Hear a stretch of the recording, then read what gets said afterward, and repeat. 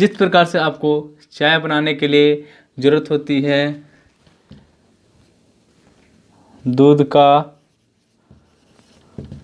चाय पत्ती का, चीनी का और पानी का और बहुत सारी चीज़ लगते हैं, उसी प्रकार आपको अंग्रेजी सीखने के लिए कुछ चीज़ों की ज़रूरत होती है। वे चीज़ें निम्नलिखित हैं। पहला सब्जेक्ट,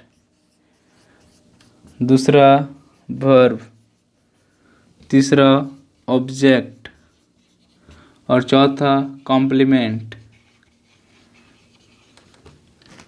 सब्जेक्ट का हिंदी कर्ता, क्रिया, कर्म और पूरक। मीन्स अंग्रेजी सीखने के लिए भी आपको 4 चीज़ों की ज़रूरत होती है। कौन होता है वर्ब, उसको जानते हैं। तो जैसे जानते हैं वर्ब का हिंदी मैंने क्रिया बताया। क्रिया का मतलब क्या होता है? काम, किसी चीज़ को करना। इसको पहचानने का एक ही तरीका है हिंदी सेंटेंस में, ध्यान से सुनिएगा, जिसके अंत में ना, ने, नी लगा हो वह वर्ब होता है, वह वर्ब होता है। एग्जाम्पल आप सुने होंगे, पढ़ना, लिखना, बोलना। क्या इन सभी के अंत में ना, ने, नी लगा हुआ है? अगर इन सभी के अंत में ना, ने, नी लगा हुआ दिख रहा है तो यह वर्ब होगा। लेकिन थोड़ा कॉमन सेंस आपको ज़रूर अप्लाई करना पड़ेगा।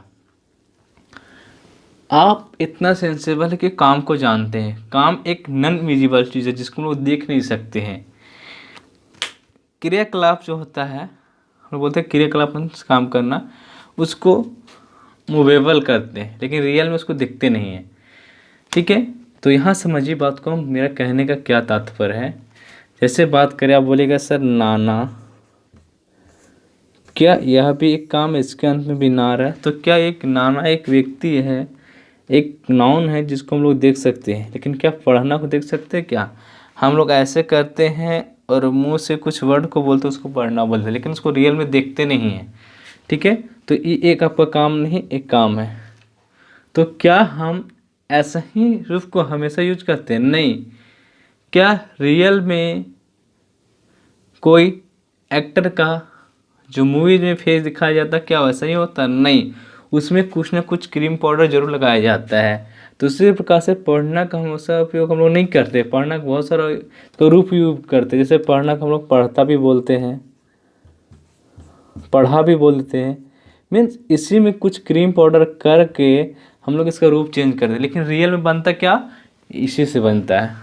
आप जितना भी ऑक्सफोर्ड ट्रांसलेशन की बात कर रहे थे, जितना भी वर्ब लिखा हुआ रहता है नीचे, ट्रांसलेशन के हर एक्सरसाइज के नीचे अगर वर्ब लिखा हुआ तो हमेशा ना के फॉर्म में लिखा होता है ना।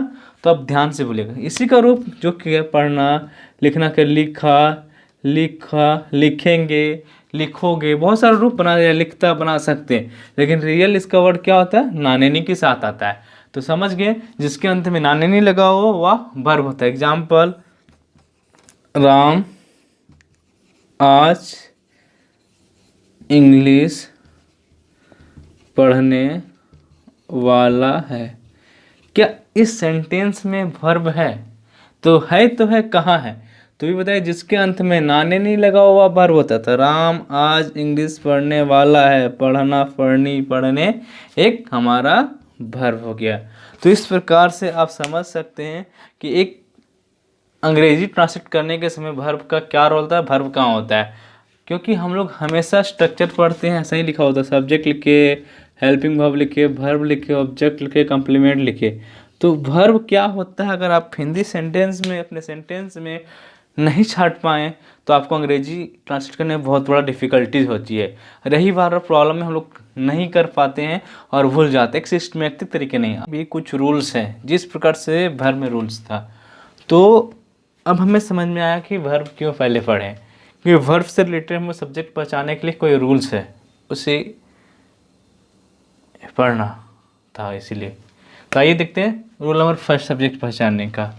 क्या एक सेंटेंस में सब्जेक्ट मीन्स कर्ता होता है या ना होता है? तो कुछ रूल्स हैं हिंदी के सेंटेंस में पहचानने का।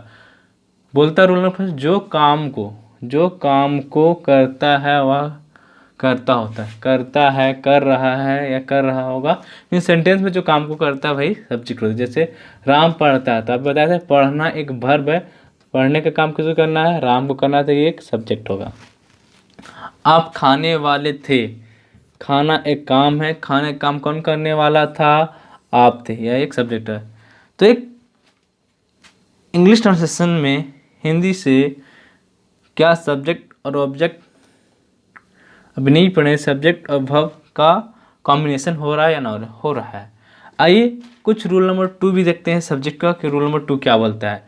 तो बोलता है कि जिसके साथ ने चिन्ह लगा हो। अब कन्फ्यूजन नहीं होना चाहिए कि भर में भी नाने नहीं आया, यहाँ भी नाने नहीं, तो यहाँ आपको कन्फ्यूजन दूर हो जाएगा सेंटेंस का एग्जाम्पल देखने के बाद।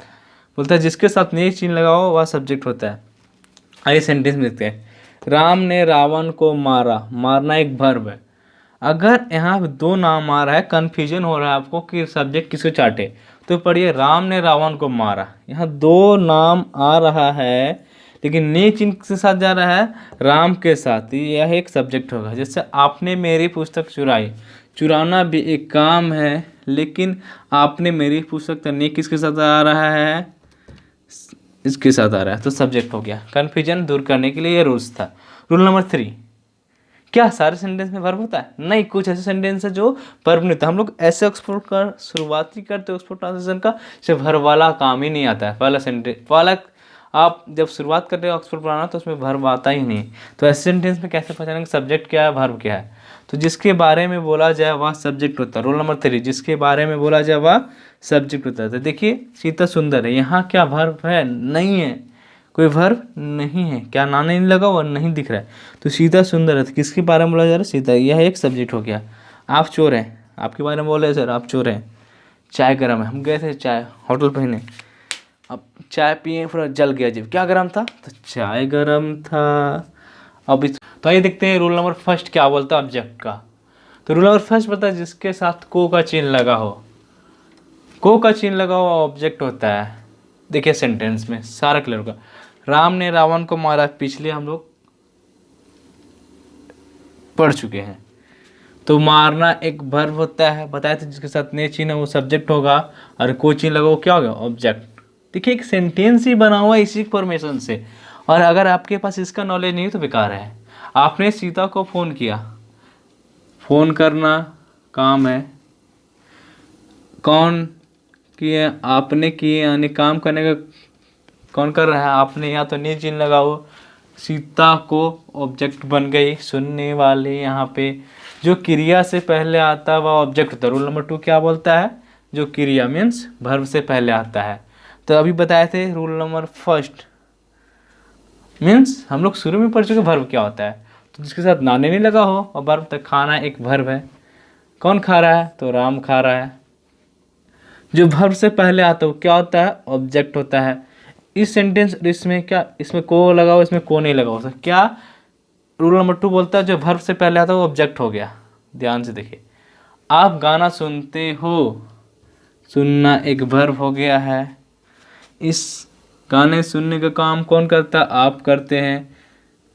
ठीक है, अब देखिए गाना यहाँ ना आ रहा है तो नहीं, आप किसी चीज़ से लिसनिंग जिसको आप सुनते हैं, तो यहाँ आपके लिए या तो उसको वर्ब बोलिए या ऑब्जेक्टिव, दोनों का काम कर सकता है। लेकिन बेसिक अभी क्या पता है, जो वर्ब से पहले, अगर एक वर्ब दूसरा से पहले आया तो ऑब्जेक्ट हो गया। लेकिन यह कन्फ्यूजन अभी बाद में आपको क्लियर हो जाएगा।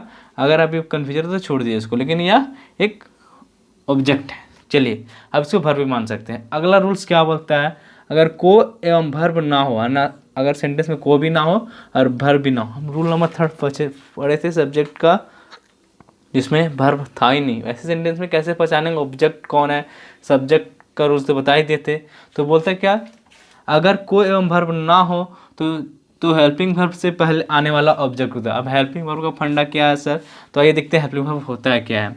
तो जैसा कि जानते हैं आप लोग, समय 3 प्रकार होता है, प्रेजेंट, पास्ट, फ्यूचर, वर्तमान, भूत और भविष्य।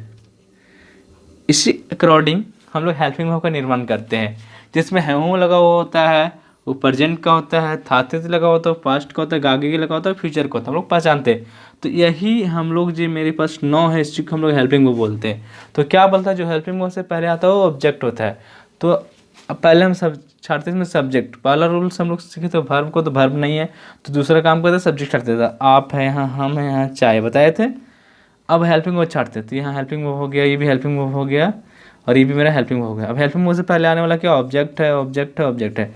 कितना आसान है, सेंटेंस ही फॉर्मेशन हुआ सब्जेक्ट, ऑब्जेक्ट और हेल्पिंग वर्ब से। ये चीज़ सीखते हैं कम्प्लीमेंट को। जिस प्रकार से सब्जेक्ट वर्ब ऑब्जेक्ट के रूल्स पढ़े, उसी प्रकार से मुझे कम्प्लीमेंट के भी कुछ रूल्स रेगुलेशंस पढ़ना है। तो पहले देखते हैं कि क्या से समझे कम्प्लीमेंट को, क्योंकि हमें सब्जेक्ट ऑब्जेक्ट वर्ब क्लियर हो गया। तो कम्प्लीमेंट समझने के लिए आपको कारक का चिन्ह की जरूरत पड़ती है। कारक के चिन्ह जानते होंगे, कर्ता ने कर्म को करण से संप्रदान के लिए, अप्रदान से संबंध का क्या किया, अधिकरण में पेपर संबोधन है रो। तो अभी हम लोग पढ़ चुके हैं, अगर ने चिन्ह लगा हो तो सब्जेक्ट होता है, क्योंकि इसका हिंदी इंग्लिश ही होता है। को चिन्ह वाला ऑब्जेक्ट अभी पढ़ चुके हैं हम लोग, ये हम लोग पढ़े, ये भी पढ़ चुके हैं, ठीक है। अब बाकी जो बच गया, जो भी चिन्ह से, के लिए, से, का के, की, में, पेपर, है, अर, ओ और जो ऐसे सब के साथ लग के आएंगे, सारे कम्प्लीमेंट होंगे सेंटेंस में। आइए देखते हैं कुछ एग्जाम्पल। राम खेलता है, तो हम लोग पढ़े हैं अभी कि खेलना एक वर्ब है, उसके बाद सब्जेक्ट, उसके बाद हेल्पिंग वर्ब। सबसे पहले आपको वर्ब छाटना, उसके बाद सब्जेक्ट, उसके बाद ऑब्जेक्ट, उसके बाद कम्प्लीमेंट। जैसे पढ़ा है वैसे ही छाटना है। फिर राम फुटबॉल खेलता था, एक वर्ब हो गया, सब्जेक्ट हो गया, जो वर्ब से पहले आता है ऑब्जेक्ट होता है, और हम लोग पढ़ चुके हैं हेल्पिंग वर्ब है। उसके बाद राम मैदान में फुटबॉल खेलेगा, फिर ये वर्ब हो गया, फुटबॉल अभी नहीं छाटना ना मैदान में, पहले सब्जेक्ट को छाटिए। उसके बाद जो वर्ब से पहले आता है ऑब्जेक्ट हो गया, यहाँ एक कम्प्लीमेंट हो गया, में लगा हुआ है, यहाँ से पकड़ लिए हम लोग अधिकरण से। हम आज चाय पियेंगे, तो अभी तक हम नहीं बताए थे कि क्या आज कल परसों क्या होता है। तो देखिए इसको भी कि टाइम हमेशा कम्प्लीमेंट होता है, जैसे आज कल, 2 बजे दोपहर में, शाम को, 2 अक्टूबर को, जो भी टाइम शब्द को इंडिकेट करता है, सोमवार को, मंगलवार को, ऐसे शब्द क्या होता है, कम्प्लीमेंट होता है। तो देखिए वर्ब, सब्जेक्ट, चाय जो वर्ब से पहले ऑब्जेक्ट हो गया, और आज कम्प्लीमेंट हो गया। तो आप आसानी से देखिए एक सेंटेंस के अंदर सारे चीज़ों को छाटना सीख चुके हैं अंत होते होते। आप लोग इंग्लिश बोलते हैं, helping verb, verb, object, subject, आपको भी एक्सपीरियंस हो जाएगा बिना देखे। अगर आप ऐसे 50 सेंटेंस को लिख करके छाटते तो आसानी से सीख सकते हैं। आप लोग इंग्लिश में बात करते हैं, आप लोग अंग्रेजी बोलते हैं, आप लोग इंग्लिश में बात करते हैं। देखिए बात करना वर्ब हो गया, ई सब्जेक्ट हो गया, यहाँ इंग्लिश ऑब्जेक्ट रहता है, लेकिन यहाँ इंग्लिश में साथ में आ रहा है अधिकरण के कारण क्या हो गया, कॉम्प्लीमेंट हो गया, ये हेल्पिंग